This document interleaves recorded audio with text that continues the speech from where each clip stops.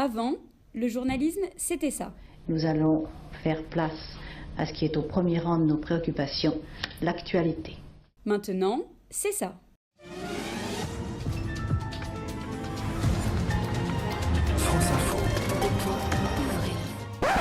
D'ailleurs, en parlant de journalisme, elle, c'est Véro. Quand elle était petite, son rêve était de devenir journaliste. Maintenant, elle est journaliste à la montagne. Sa spécialité, c'est la culture et le cinéma. Véro, elle a plein de collègues. Il y a Laurent au JT, François à la politique, Pierre au sport, Claire à la culture et il y a Léa.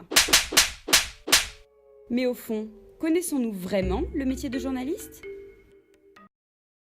Bonjour Véronique, merci de nous accorder cette interview. Pour commencer, pouvez-vous nous dire ce qui vous plaît le plus dans votre métier de journaliste ? Alors, qu'est-ce qui nous pousse à devenir journaliste ? Je pense déjà c'est l'intérêt de ce qui se passe autour de nous, que ce soit au pied de sa rue, dans sa rue, au pied de son immeuble, ou alors au bout du monde. L'intérêt de savoir ce qui se passe en fait. Comment le métier de journaliste a-t-il évolué avec l'arrivée du numérique ? Alors l'arrivée du numérique a effectivement complètement bouleversé le métier. Pour l'instant, on ne sait pas trop comment ça va se passer.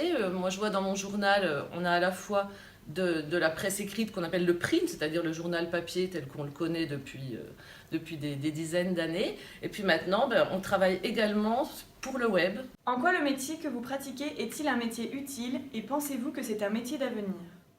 C'est un métier utile, je dirais même plus qu'utile, c'est un métier absolument primordial parce que sans les journalistes, pas d'informations, pas de scandales qui sortent. On n'est pas là que pour sortir les scandales, et on est là aussi pour donner de l'info pratique et ça c'est très important.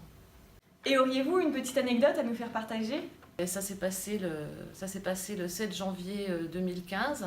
J'étais au cinéma pour mon travail, mon téléphone n'arrêtait pas de sonner, c'était ma rédaction qui m'appelait. Et on m'a dit, écoute, Michel Renaud, le président fondateur du rendez-vous du carnet de voyage, était dans les locaux de Charlie Hebdo. Alors après, ça a été, il y avait à la fois l'émotion, mais le besoin de faire son travail.